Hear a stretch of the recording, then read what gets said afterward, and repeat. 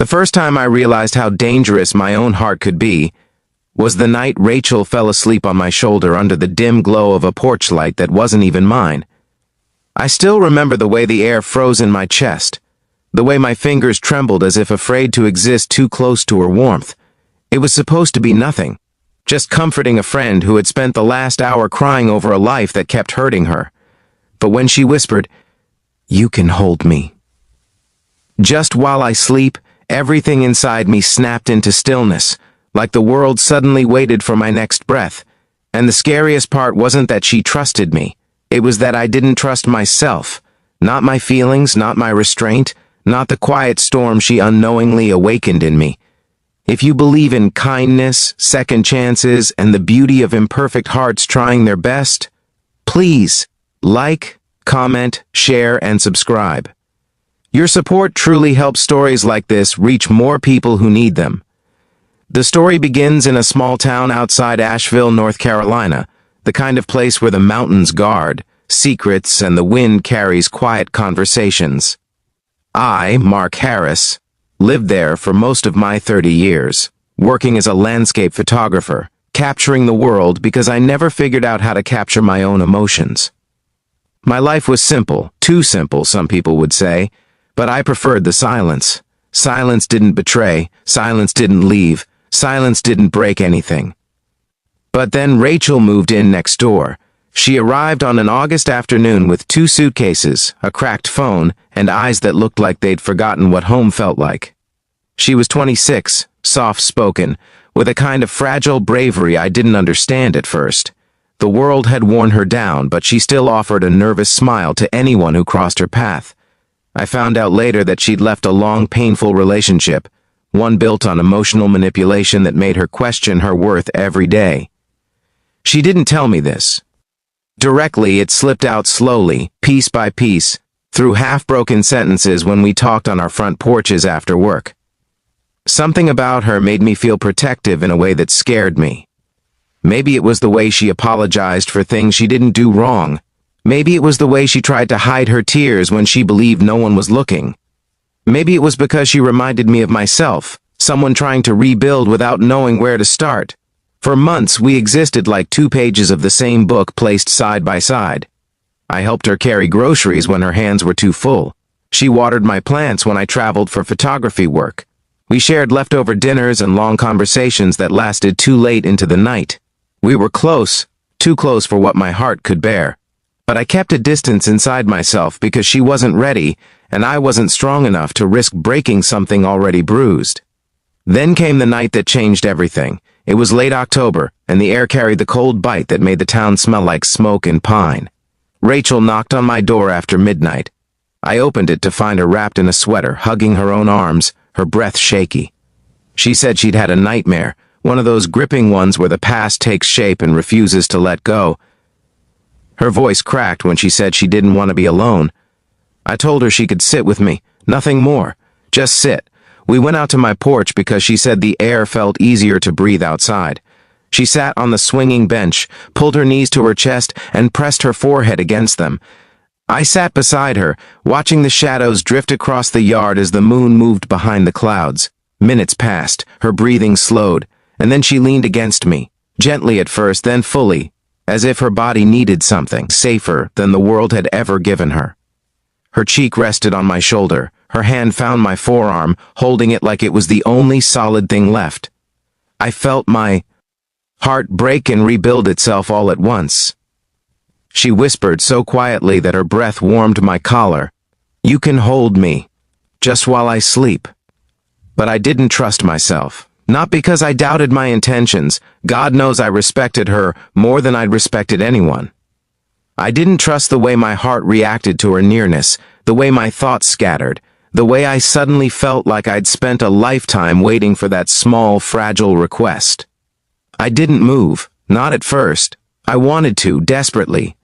But I forced myself to breathe slowly, to remember that she asked for comfort, not confession.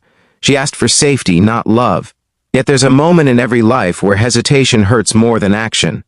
And as she trembled slightly beside me, even in sleep, I finally placed my arm around her shoulders, not possessively, not eagerly, just gently enough for her to relax completely, her fingers loosening their hold on the tension she'd carried for too long. That night lasted hours, though it felt like minutes. I stayed awake the entire time, holding her like she was made of something I wasn't allowed to break. And when she woke up, sunlight softening her tired eyes, she didn't pull away. Instead, she whispered thank you, and something in her voice said she meant it in a way that stretched deeper than gratitude. The days that followed were quieter, but not awkward. She smiled more, she laughed more, she stood a little straighter.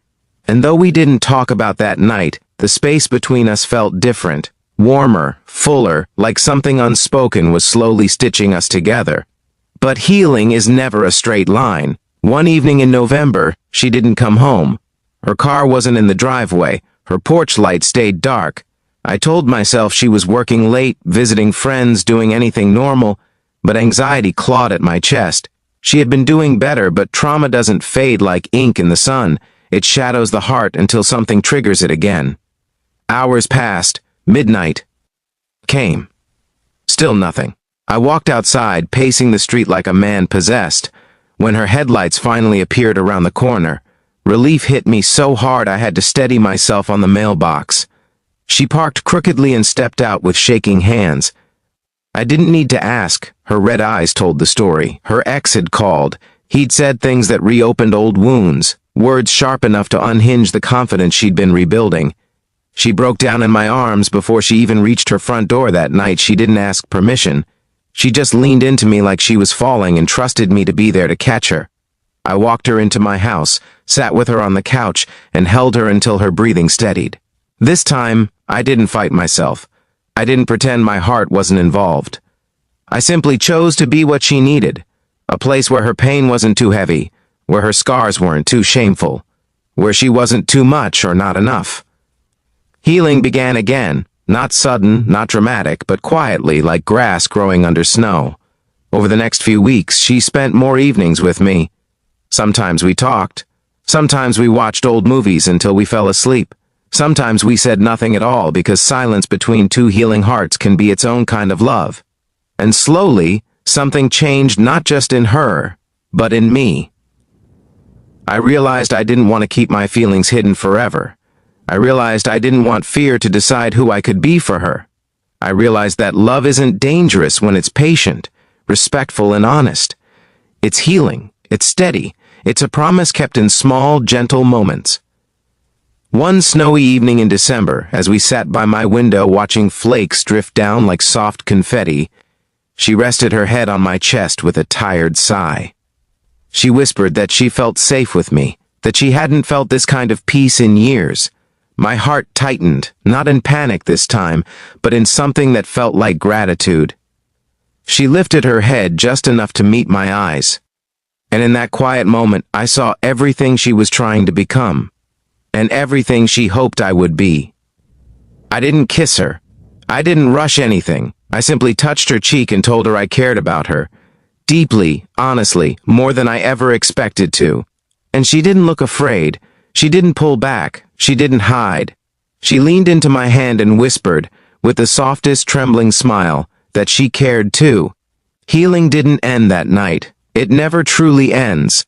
But it began to resemble something new, something shared instead of carried alone. If this story has touched your heart, please like, comment, share, and subscribe.